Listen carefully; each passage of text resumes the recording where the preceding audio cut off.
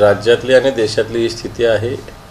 अनेक शेतकऱ्यांना सुद्धा या योजनेचा लाभ मिळत नाही, अनेक सर्वसामान्य माणसाला या योजनेचा लाभ मिळत नाही। सरकार घोषणा तर करतं एवढ्या कोटी लोकांना दिलं, तेवढ्या कोटी लोकांना दिलं, परंतु प्रत्यक्षात जनतेच्या झोळीत हे पडत नाही, हे सत्य आहे। दुकानात आहे ऑलरेडी, प्रत्येक दुकानात पोहोचलंय, पण ते लोकांना दुकानदारांना देखील वाटता येत नाही, अशी अडचण असून काय फायदा नाही। ते कोणाला द्यायचं, त्याचं अधिकृतरित्या काय, त्याचं ते जे स्वॅपिंग मशीन आहे तिथलं ते चालू आहे का? आता या सगळ्या गोष्टी तांत्रिक कारणामुळे ते दिल्या जात नाही।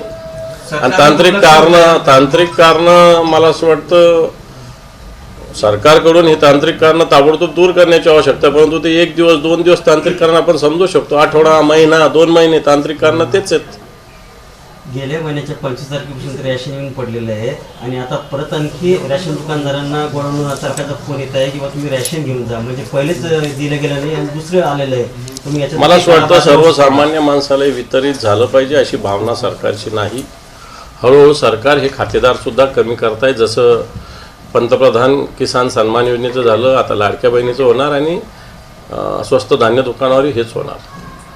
शेतकऱ्यांची कर्जमाफीचा मुद्दा विधानसभेच्या निवडणुकीत चर्चेत होता, आता अधिवेशन आहे, त्यावर तुमची काय भूमिका आहे कर्जमाफीवर? हे पण लाडक्या बहिणीला 2100 रुपये देणार आणि शेतकऱ्याचे पूर्णपणे 7/12 कोरा करणार अशा प्रकारचं वचन, आश्वासन, जाहीरनामा भारतीय जनता पार्टी आणि बाकीच्या लोकांनी काढलेला आहे। त्याची पूर्तता करा, परंतु त्याची पूर्तता करत असताना जुने सुद्धा अजून 2017-18च्या कर्जमाफीतले सुद्धा अनेक रक्कम बाकी आहे, ती सुद्धा द्या। प्रोत्साहन अनुदान दिलं पाहिजे, या सुद्धा मागण्या निश्चित अधिवेशनात आम्ही करू।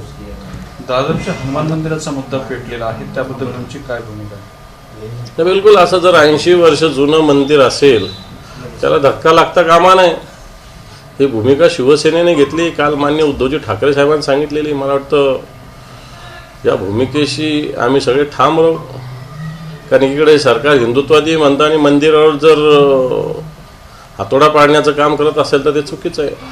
हॅलो,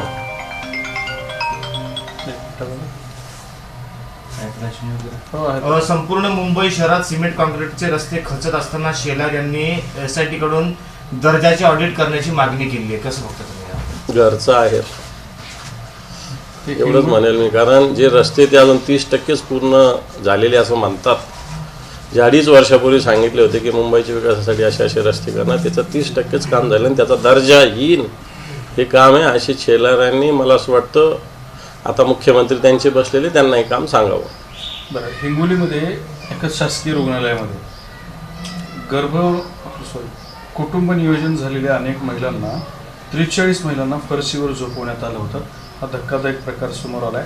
कॉट नसल्यामुळे या परिवार नियोजन केलेल्या महिलांचे कसे हाल झाले? हे चुकीचं आहे। मला असं वाटतं जर नियोजन नव्हतं तर तशा पद्धतीनं तिथं ऑपरेशनच, शस्त्रक्रियाच व्हायला नाही पाहिजे होत्या। कशा पद्धतीने झालं निश्चित याची चौकशी करण्याची मागणी आम्ही करू। आदित्य ठाकरे हनुमान मंदिरात जाणार आहेत दादरला, आणि त्याचवेळी किरीट सोमय्या सुद्धा जाणार आहेत, त्यामुळे पुन्हा भाजप आणि सेना राड। किरीट सोमय्या काय भारतीय जनता पार्टीचं प्रतिनिधित्व नाही करत, आदित्य ठाकरे नेते आहेत। ते त्याच एकाच वेळेला जाण्याचा प्रयत्न आहे त्यांचा, त्यांनी काय होणार, हनुमानाच्या दर्शनाला दोघंही चालले, त्याचा काय प्रॉब्लेम? मला वाटतं किरीट सोमय्याने जाण्यापेक्षा स्वतःच्या पक्षाचं सरकार आहे केंद्रात, राज्यात, त्यांना सांगितलं तर बरं होईल। सर, सोयाबीन, मूग आणि उडीदाचा हमी भावाने खरेदी करण्यासाठी मुदतवाढ दिलेली आहे, हा निर्णय घेतला आहे शासनाने। नुसता निर्णय घेतला आहे, खरेदी केंद्र कुठं चालू आहे त्याचं उत्तर द्यावं। नुसतं हमी हे देण्याचा, मुदतवाढ देण्याचा निर्णय, खरेदी केंद्र कुठं चालू आहे? खरेदी केंद्र चालू नाही तर त्या हमी भावाच्या मुदतवाढीला कोणता अर्थ आहे?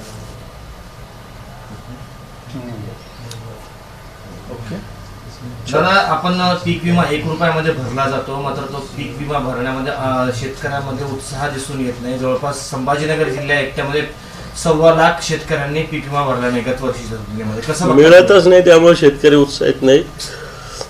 पीक विमा कंपनीचं खळगी भरण्याचा तो प्रकार आहे, त्याच्यामुळे शेतकरी मला असं वाटतं असा निर्णय घेतो की आता पीक विमाच भरू नये, कारण मिळतच नाही आहे।